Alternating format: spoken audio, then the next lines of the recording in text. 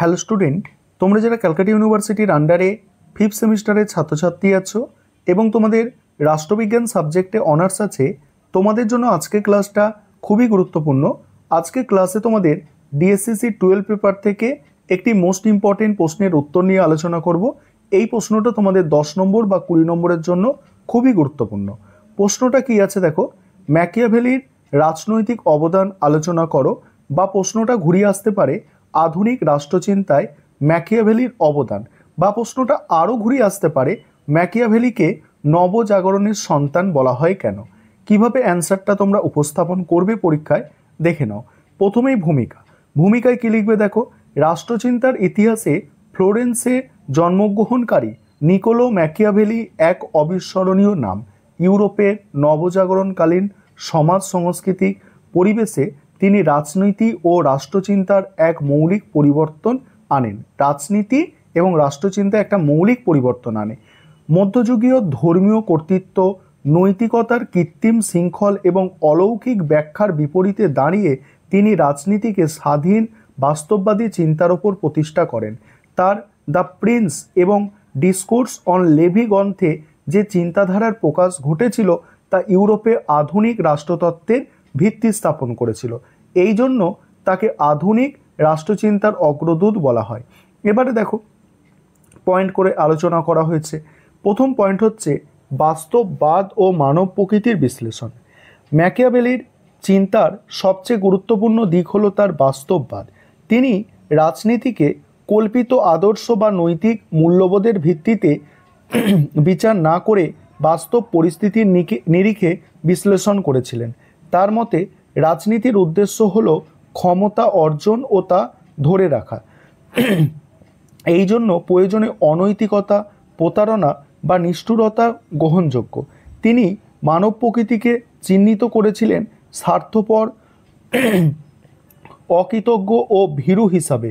এই বাস্তববাদী দৃষ্টিভঙ্গি রাজনীতিকে স্বতন্ত্র জ্ঞানচর্চার ক্ষেত্র হিসাবে প্রতিষ্ঠা করে।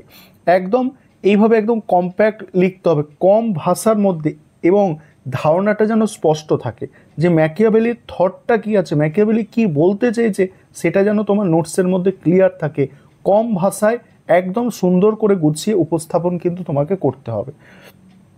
পরের পয়েন্টে আলোচনা করব, তার আগে যে বিষয়টা তোমাদের বলার আছে, তোমাদের জন্য অনলাইন কোচিং ক্লাস চলছে। তোমরা যদি কেউ পেড ব্যাচে অ্যাডমিশন নিতে ইচ্ছুক থাকো, নিচে স্ক্রিনে নম্বর দেওয়া আছে, এই নম্বরে যোগাযোগ করে পেড ব্যাচে অ্যাডমিশন নিতে পারো।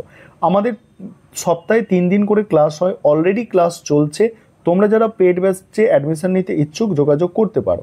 এবার দেখো, পরের পয়েন্ট হচ্ছে রাষ্ট্র ক্ষমতা ও জাতীয় ঐক্যের ধারণা। এখানে কি বলা হচ্ছে দেখো, ম্যাকিয়াভেলির রাষ্ট্রচিন্তার কেন্দ্রবিন্দু ছিল রাষ্ট্র ক্ষমতা।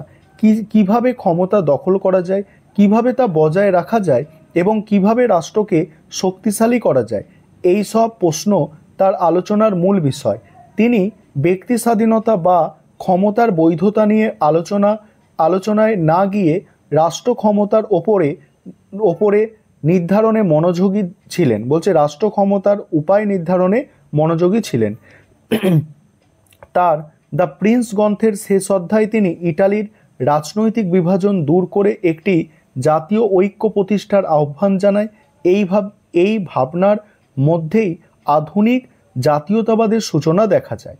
পরের পয়েন্ট আছে দেখো, ইতিহাস, চেতনা এবং রাজনৈতিক শিক্ষা। এখানে কি বলা হচ্ছে, ম্যাকিয়াভেলি ইতিহাসের গুরুত্ব অনুধাবন করেছিলেন গভীরভাবে। শাসকের কর্তব্য কেবল রাষ্ট্রশক্তি রক্ষা নয়, বরং অতীতের অভিজ্ঞতা থেকে শিক্ষা নেওয়া।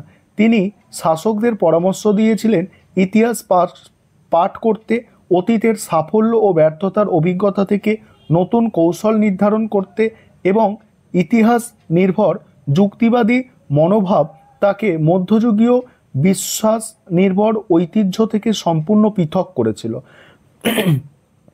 তারপরের পয়েন্ট বলা হচ্ছে দেখো, ধর্ম ও নৈতিকতা থেকে রাজনীতির স্বতন্ত্রতা। ম্যাকিয়াভেলি রাজনীতিকে নৈতিকতা ও ধর্ম থেকে সম্পূর্ণ আলাদা করেছিলেন।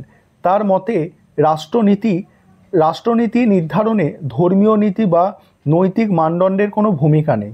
যদি অনৈতিকতা বা নিষ্ঠুরতা রাষ্ট্রের স্থিতি ও ক্ষমতা রক্ষার জন্য প্রয়োজনীয় হয় তবে তা গ্রহণযোগ্য।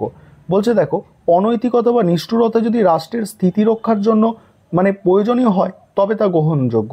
মানে অনৈতিকতাকেও সাপোর্ট করা যায় রাষ্ট্রকে টিকিয়ে রাখার জন্য। তিনি মনে করেন রাজনীতির জগৎ একেবারেই স্বতন্ত্র এবং যেখানে ধর্মীয় মূল্যবোধের প্রয়োগ কেবল ক্ষতিকর, এই দৃষ্টিভঙ্গি রাজনীতিকে ধর্মনিরপেক্ষ ভিত্তির ওপর দাঁড় করায়। পরের পয়েন্ট হচ্ছে আধুনিক রাষ্ট্রচিন্তার সূচনা। ম্যাকিয়াভেলিকে আধুনিক রাষ্ট্রচিন্তার জনক বলা হয় নানা কারণে। প্রথমত, তিনি রাজনীতিকে নৈতিকতা ও ধর্ম থেকে আলাদা করে স্বাধীন একটি ক্ষেত্র হিসাবে প্রতিষ্ঠা করে। দ্বিতীয়ত, তার চিন্তার কেন্দ্র ছিল মানুষ ও তার বাস্তব সমস্যা, ঈশ্বর ও অলৌকিক শক্তি নয়। তৃতীয়ত, তার চিন্তায় আদর্শবাদ, গতিশীলতা এবং যুক্তি নির্ভরতা ছিল স্পষ্ট। চতুর্থ, তিনি অভিজ্ঞতার ভিত্তিতে রাজনৈতিক সিদ্ধান্তের গুরুত্ব আরোপ করেন, যা আধুনিক বৈজ্ঞানিক পদ্ধতির সূচনা ঘটায়। পঞ্চমত, তার জাতীয়তাবাদী আহ্বান আধুনিক রাষ্ট্রচিন্তার আরেকটি গুরুত্বপূর্ণ দিকের জন্ম দেয়। এবার উপসংহারে কি বলা হচ্ছে দেখো, সব মিলিয়ে বলা যায় ম্যাকিয়াভেলি রাজনীতিকে এক বাস্তববাদী, মানবকেন্দ্রিক ও ধর্মনিরপেক্ষ ভিত্তির ওপর প্রতিষ্ঠা করেছিল। তিনি দেখিয়েছিলেন যে রাষ্ট্রের মূল উদ্দেশ্য ক্ষমতা সংরক্ষণ ও রাষ্ট্রের ঐক্য রক্ষা।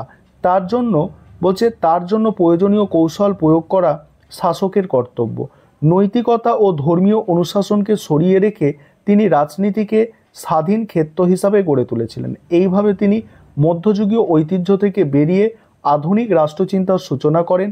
তার অবদান কেবল ইতালিতেই সীমাবদ্ধ ছিল না, বরং সমগ্র ইউরোপীয় রাষ্ট্রচিন্তায় নতুন দিশা দেখিয়েছিল। এই জন্য তাকে যথার্থভাবে আধুনিক রাষ্ট্রচিন্তার জনক বলা হয়।